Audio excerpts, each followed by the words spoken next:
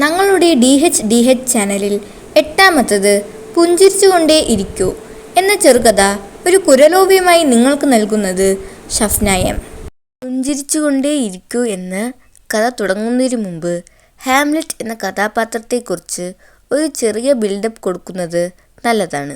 ഷേക്സ്പിയറിൻ്റെ Hamlet എന്ന നാടകത്തിൽ Hamlet എന്ന രാജാവ് മരിച്ചതിന് ശേഷം പോലും സ്വപ്നത്തിൽ വന്ന് തൻ്റെ മകനോട് സംസാരിക്കുന്നു.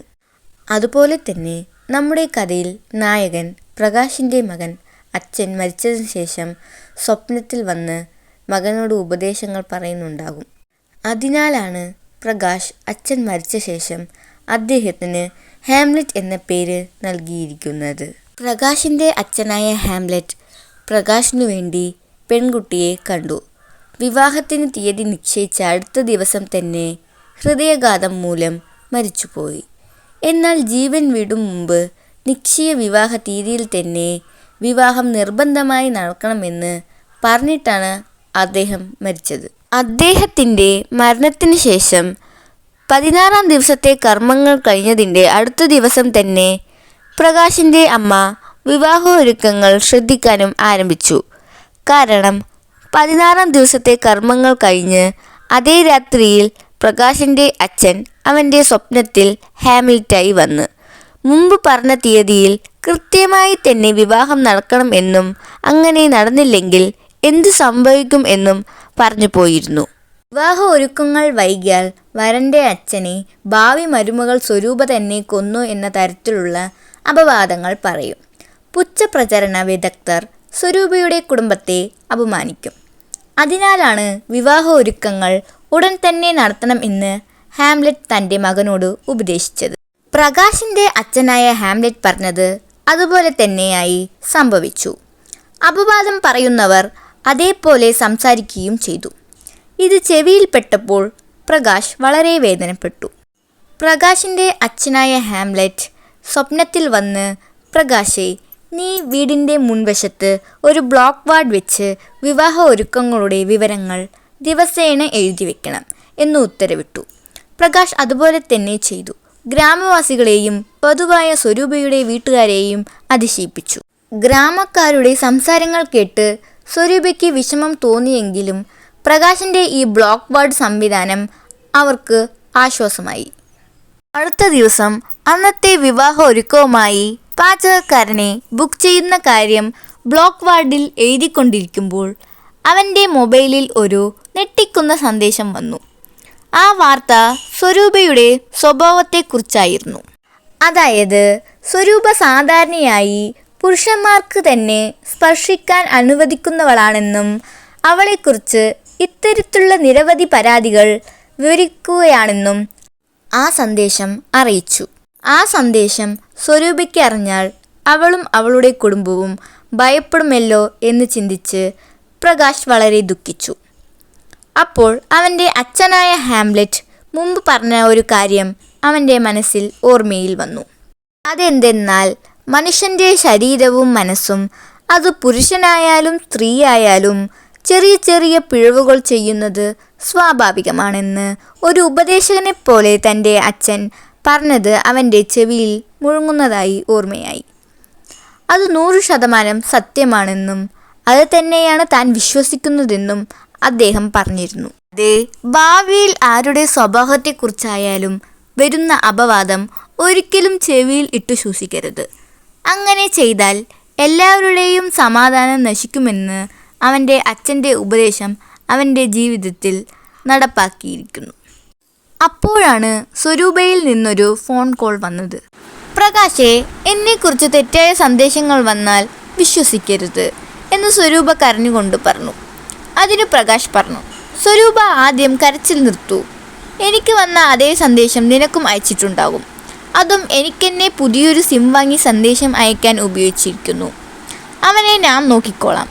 നീയും നിൻ്റെ വീട്ടിലുള്ള എല്ലാവരും എപ്പോഴും പോലെ സന്തോഷമായി ഇരിക്കൂ. നീ ഭയന്ന് സന്ദേശം അയച്ചവനെ വിജയം നൽകണ്ട. അന്നേ ദിവസം രാത്രിയിൽ തന്നെ ഹാംലെറ്റ് പ്രകാശിൻ്റെ സ്വപ്നത്തിൽ വന്ന് പറഞ്ഞു, മകനെ, നമ്മുടെ വീട്ടിലേക്ക് വരാൻ പോകുന്ന സ്വരൂപ എപ്പോഴും പുഞ്ചിരിയോടെ തന്നെ ഇരിക്കണമെന്ന്. ഏതു സാഹചര്യത്തിലായാലും അവളുടെ മുഖത്ത് ഭയമോ ദുഃഖമോ ഞാൻ കാണരുത്. ഇതാണ് എൻ്റെ ആജ്ഞ എന്ന് അദ്ദേഹം പറഞ്ഞ് അപ്രത്യക്ഷനായി. അടുത്ത ദിവസം പ്രകാശ് ഫോൺ ചെയ്ത് സ്വരൂപയോട് പറഞ്ഞു, എൻ്റെ അച്ഛൻ സ്വപ്നത്തിൽ വന്നു. നീ എപ്പോഴും പുഞ്ചിരിയുള്ള മുഖത്തോടിരിക്കണം എന്ന് ആജ്ഞാപിച്ചു. ഞാനും അതുപോലെ തന്നെ ചെയ്യുമെന്ന് വാഗ്ദാനം ചെയ്യുന്നു. ഇത് കേട്ട് സ്വരൂപയ്ക്ക് സന്തോഷവും അത്ഭുതവും ഒരേപോലെ തോന്നി. എന്നാൽ ഹാംലെറ്റ് വീണ്ടും വീണ്ടും പ്രകാശിൻ്റെ സ്വപ്നത്തിൽ വരികയായിരുന്നു. പ്രകാശിൻ്റെ മനസ്സ് ഇത്തരം സന്ദേശങ്ങൾ കൊണ്ട് മങ്ങിപ്പോകരുത് എന്നും കരയിപ്പിക്കുന്നവർ തുടർച്ചയായി കരയിപ്പിച്ചാലും കല്ലുപോലും ഒരു ദിവസം ഉരുകും എന്നതുപോലെ ഉപദേശങ്ങളും അദ്ദേഹം നൽകി. അടുത്ത ദിവസം പ്രകാശ് തൻ്റെ അമ്മയെയും കൂട്ടിക്കൊണ്ട് സ്വരൂപയുടെ വീട്ടിലേക്ക് പോയി. സ്വരൂപയുടെ അമ്മ പ്രകാശിൻ്റെ അമ്മയുടെ കൈകൾ പിടിച്ചുകൊണ്ട് പറഞ്ഞു, അമ്മേ, എൻ്റെ മകൾ സ്വരൂപ പ്രേംകുമാർ എന്നൊരു യുവാവിനെ സ്നേഹിച്ചിരുന്നു. അവൻ സ്വരൂപയെ വിവാഹം ചെയ്യാതെ തന്നെ ലിവിങ് ടുഗദറായി കൂടി താമസിക്കണമെന്ന് നിർബന്ധിച്ചതിനാൽ അവനെ അവൾ ശക്തമായി നിരസിച്ചു. അതുകൊണ്ടാണ് ഇപ്പോൾ അവൻ തന്നെ പുതിയ നമ്പറിൽ നിന്ന് ഇങ്ങനെ സന്ദേശങ്ങൾ അയച്ച് അവളെ പീഡിപ്പിക്കുന്നതെന്ന് ഞാൻ കരുതുന്നു. ഞാൻ ഇതൊക്കെ പറയുന്നത് എന്തിനാണെന്നാൽ എങ്ങനെയായാലും അവൻ ഈ കാര്യം നിങ്ങളെക്കുറിച്ച് തെറ്റിദ്ധരിപ്പിക്കാൻ സന്ദേശം അയച്ചു. നിങ്ങൾക്ക് എൻ്റെ മകളെ ഇഷ്ടമില്ലാതാക്കി മാറ്റാനും ശ്രമിക്കുമല്ലോ. നിങ്ങൾക്ക് എൻ്റെ മകളെ ഇഷ്ടമല്ലെങ്കിൽ തുറന്നു പറയൂ, ഞങ്ങൾ തന്നെ പിന്മാറിക്കോളാം. അതിന് പ്രകാശിൻ്റെ അമ്മ പറഞ്ഞു, സ്വരൂപയെ പെണ്ണു കാണാൻ വന്ന ദിവസം തന്നെ അവൾ നമ്മുടെ വീട്ടിലേക്ക് വന്നിരുന്നു. അപ്പോൾ തന്നെ എനിക്ക് പെൺകുട്ടിയില്ലെന്ന് കുറവ് ഇനി തീർന്നു പോയി എന്ന് ഞാൻ പറഞ്ഞത് നിങ്ങൾക്ക് ഓർമ്മയുണ്ടോ? മറന്നു നിങ്ങൾ? സ്വരൂപ ചെയ്തതുപോലെയുള്ള ഒരു പിഴവ് നമ്മുടെ സ്വന്തം മകൾ ചെയ്തിരുന്നാൽ ഞങ്ങൾ അവളെ ക്ഷമിക്കാതെയിരിക്കുമോ? ഇത് കേട്ട് സ്വരൂപയുടെ അമ്മ നന്ദിയോടെ പ്രകാശിൻ്റെ അമ്മയുടെ കൈകൾ പിടിച്ച് കണ്ണുകളിൽ ചുംബിച്ചു. ഇത് പ്രകാശിൻ്റെ ജീവിതത്തിലെ പ്രധാനപ്പെട്ട നിമിഷത്തിനാൽ ഹാംലെറ്റ് വീണ്ടും വീണ്ടും അവൻ്റെ സ്വപ്നത്തിൽ പ്രത്യക്ഷപ്പെട്ടു. ഹാംലെറ്റ് പ്രകാശിനോട് പറഞ്ഞു, എൻ്റെ ജീവിതത്തിൽ ഞാൻ കണ്ട 10 ഭർത്താവ് ഭാര്യ ദമ്പതികളിൽ 5 ദമ്പതികൾ മാത്രമാണ് ജീവിതത്തിൽ വിജയിച്ചത്. ആ 5 ദമ്പതികളിൽ ഭർത്താക്കന്മാർ ഭാര്യയുടെ സ്വഭാവത്തിൽ പല പ്രശ്നങ്ങൾ ഉണ്ടായിരുന്നാലും അതിനെ വലുതാക്കി കാണാതെ ഭാര്യയോടുള്ള അവരുടെ മാറാത്ത സ്നേഹം നിലനിന്നിരുന്നു. പക്ഷേ ഭാര്യയുടെ സ്വഭാവത്തിലെ ചെറിയ തെറ്റുകളെയും വലിയ കുറ്റമായി കാണിച്ച ഭർത്താക്കന്മാർ അവരുടെ ജീവിതത്തെയും തോറ്റു. തങ്ങളെ വിശ്വസിച്ച് വന്ന സ്ത്രീകളെയും വലിയ ദുഃഖത്തിൽ താഴ്ത്തി. ഈ കാര്യങ്ങളെല്ലാം എൻ്റെ ജീവിതത്തിൽ ഞാൻ നേരിട്ട് കണ്ട യാഥാർത്ഥ സംഭവങ്ങളാണ്.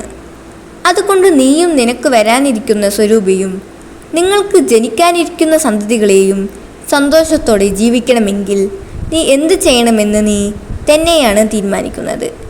ഇങ്ങനെ പറഞ്ഞുകൊണ്ട് ഹാംലെറ്റ് വീണ്ടും അപ്രത്യക്ഷനായി.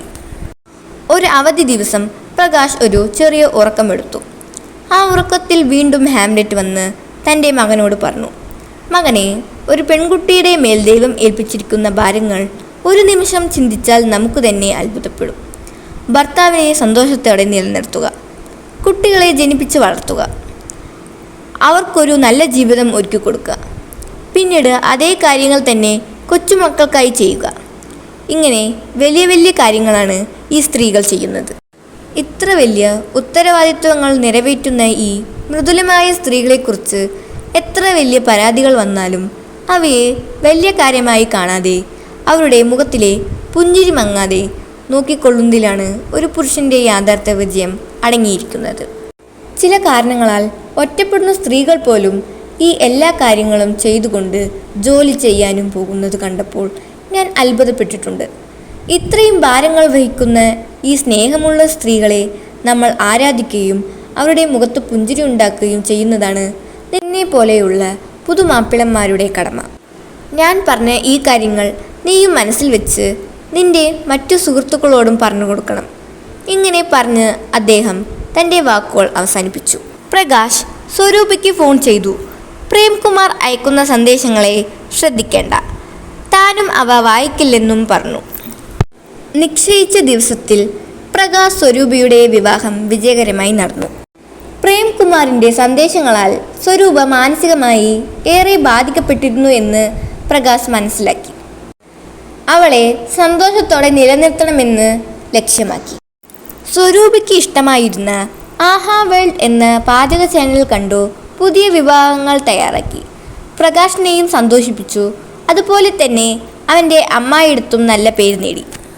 ഒരിക്കലെങ്കിലും സ്വരൂപയുടെ മുഖം മങ്ങിയതായി തോന്നിയാൽ അവൻ അതേ പാചക ചാനൽ കണ്ട് എളുപ്പത്തിലുള്ള സ്നാക്സ് വിഭവങ്ങൾ തയ്യാറാക്കി അവൾക്ക് കൊടുത്ത് അവളെ ചിരിപ്പിക്കുമായിരുന്നു. അവൻ്റെ അച്ഛൻ ഹാംലെറ്റ് പറഞ്ഞതെല്ലാം അവൻ കൃത്യമായി പിന്തുടർന്നു.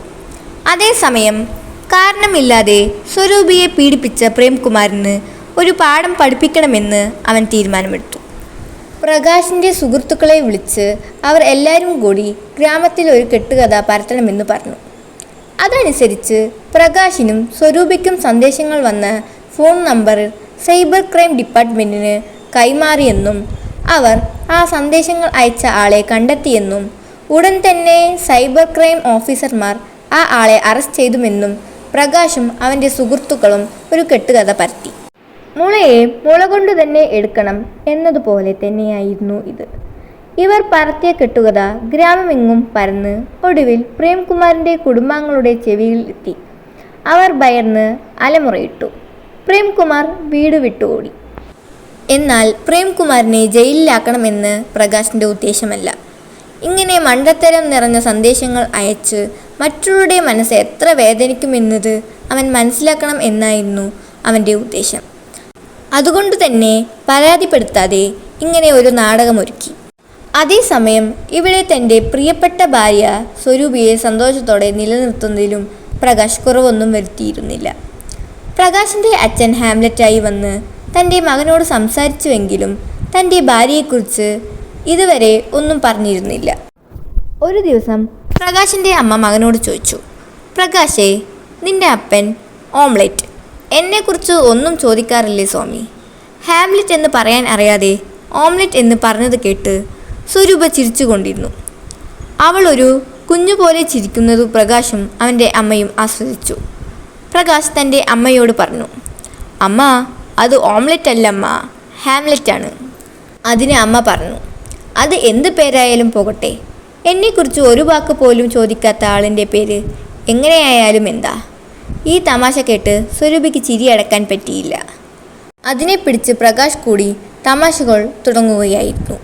അമ്മ, അപ്പൻ സ്വർഗത്തിൽ ചെയ്യുന്ന കളികളൊക്കെ സാറ്റലൈറ്റ് വഴി ന്യൂസായി ഇവിടെ എത്തുന്നുണ്ട് എന്ന് അവൻ കളിയായി പറഞ്ഞു. ഇതിനകം കോപത്തിലായിരുന്നു അമ്മ. പറഞ്ഞു, പറയടാ പറയ്, നിന്റെ അപ്പൻ സ്വർഗത്തിൽ എന്ത് കളിയാണ് ചെയ്യുന്നത്? പ്രകാശ് പറഞ്ഞു, അമ്മ, 63 വർഷങ്ങൾക്ക് മുമ്പ് ആത്മഹത്യ ചെയ്ത മെർലിൻ മാൻട്രോ എന്ന സുന്ദരി നടി ഇപ്പോഴും സ്വർഗത്തിൽ അതേ യുവത്വത്തോടെ തന്നെയുണ്ടത്രേ. നിങ്ങളുടെ ഭർത്താവ് എപ്പോഴും അവളോടൊപ്പമാണ് ചിരിച്ചും കളിച്ചും നടക്കുന്നത്. ഇന്ദ്രൻ പലവട്ടം ശസിച്ചിട്ടും കേൾക്കുന്നില്ലത്രേ. ഇത് കേട്ട് സ്വരൂപ വൈരുവേദന വരെ ചിരിച്ചു. പ്രകാശിൻ്റെ അമ്മ പറഞ്ഞു, ചെയ്യുണ്ടാ ചെയ്യും, ഇവിടെ ഉണ്ടായിരുന്നപ്പോഴും അങ്ങനെ തന്നെയായിരുന്നു. ശരിയായി വൈകുന്നേരം 4 മണിക്ക് ടീ കുടിച്ചിട്ട് വരാമെന്ന് പറഞ്ഞു പോകും. ഒരു ദിവസം ഞാൻ പിന്നാലെ പോയി നോക്കിയപ്പോൾ ഗവൺമെൻറ് കോളേജിന് സമീപം റോഡ് സൈഡിൽ നിന്നുകൊണ്ട് ടീ കുടിക്കുന്നത് പോലെ നടിച്ച് കോളേജ് വിട്ടു പോകുന്ന പെൺകുട്ടികളെ നോക്കി നിൽക്കുകയായിരുന്നു. ചീ, ഈ മനുഷ്യന് സ്വർഗത്തിൽ പോയിട്ടും മാറിയിട്ടില്ല. സ്വരൂപ ചിരിക്കവേ പറഞ്ഞു, പ്രകാശ്, വെറുതെ തമാശ പറയണ്ട, ചിരിച്ച് ചിരിച്ച് വൈദ്യവേദന എടുക്കുന്നു. ഇതിനിടെ വില്ലനായ പ്രേംകുമാറിൻ്റെ വീട് ദുഃഖഭവനമായി മാറിയിരുന്നു. അവൻ്റെ വീട്ടുകാർ പ്രകാശിൻ്റെ കാലിൽ വീണെങ്കിലും സൈബർ ക്രൈം നൽകിയ പരാതിയെ പിൻവലിക്കാൻ പറയണമെന്ന് തീരുമാനിച്ചു. പ്രകാശിൻ്റെ വീട്ടിലെത്തി. പ്രേംകുമാറിൻ്റെ അമ്മ പ്രകാശിൻ്റെ കൈ പിടിച്ചു പറഞ്ഞു, മകനെ പ്രകാശ്, ഞങ്ങളെ മാപ്പാക്കണം. സ്വരൂപയെ വിവാഹം ചെയ്യാൻ കിട്ടിയില്ല എന്ന കോപത്തിലാണ് ഞങ്ങളുടെ മകൻ ഇങ്ങനെ ചെയ്തത്. ഇപ്പോൾ അവൻ എവിടെയെന്ന് പോലും അറിയില്ല. ദയവായി പരാതി പിൻവലിക്കണം. പ്രകാശ് പറഞ്ഞു, അമ്മ, പരാതി നൽകിയിട്ടുണ്ടെങ്കിൽ മാത്രമേ പിൻവലിക്കാൻ കഴിയൂ. ഞാൻ ഒരിക്കലും പരാതി നൽകിയിട്ടില്ല. ഇങ്ങനെ സന്ദേശങ്ങൾ അയച്ചാൽ എത്ര വലിയ പ്രശ്നങ്ങൾ ഉണ്ടാകണമെന്ന് പ്രേംകുമാർ മനസ്സിലാക്കണം എന്നതുകൊണ്ടാണ് ഞാൻ എൻ്റെ സുഹൃത്തുക്കളും ഇങ്ങനെ ഒരു നാടകം കളിച്ചത്. സുഹൃത്തുക്കളുടെ വീട്ടിൽ ഒളിച്ചു കഴിഞ്ഞിരുന്ന പ്രേംകുമാർ ഈ കാര്യം അറിഞ്ഞ് അവിടത്തേക്ക് എത്തി. പ്രകാശ് അവനോട് ഉപദേശം പറഞ്ഞു. അവസാനം പ്രേംകുമാർ പ്രകാശിനോട് പറഞ്ഞു, "യു ആർ ലക്കി, കൺഗ്രാറ്റ്സ്." അവിടെ നിന്നൊരു സ്വരൂപയെ നോക്കാൻ പോലും ലജ്ജിച്ചു. കണ്ണു നിറഞ്ഞുകൊണ്ട് തൻ്റെ കുടുംബത്തോടൊപ്പം തിരികെ പോയി.